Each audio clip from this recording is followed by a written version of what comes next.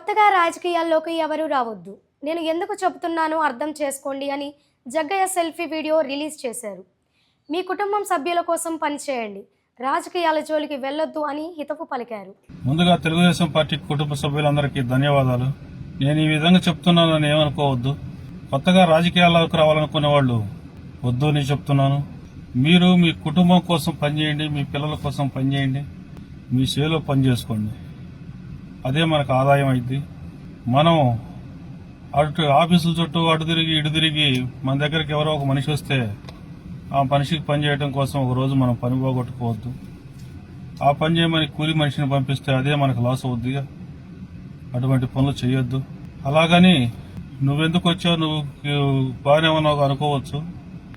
తప్పో ఒప్పో వచ్చావు. మేము వచ్చినందుకు కోడలి గారు నన్ను బాగానే ప్రోత్సహించాడు, గుర్తించాడు.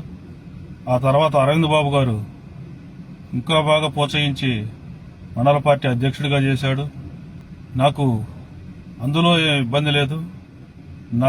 నాకు మించే నన్ను ప్రోత్సహించారు. అలా అని కాకుండా గ్రామాల్లో ఒకరిపై ఒకరు వైరాలు పెంచుకుంటున్నారు. అటువంటి ఏం వద్దు, గొడవలు వద్దు.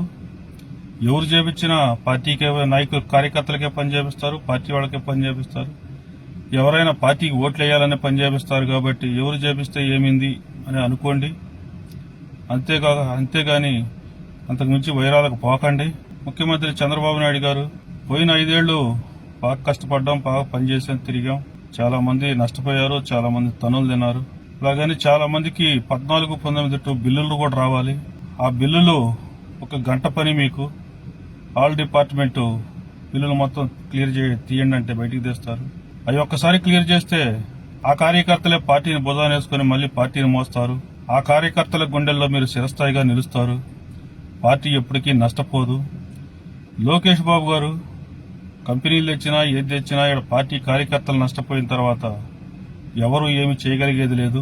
పార్టీ కార్యకర్తలు ఒకసారి జెండా కిందేస్తే మళ్లీ పార్టీకి ఇబ్బంది అవుద్ది. ఆ ఇబ్బంది రాకుండా ఆ బిల్లులు కొట్టి పార్టీ కార్యకర్తల్ని కాపాడాలని కోరుకుంటున్నాను. ఇలా చెప్తున్నానని మనం అనేక అనుకోవద్దు. అందరికీ ధన్యవాదాలు.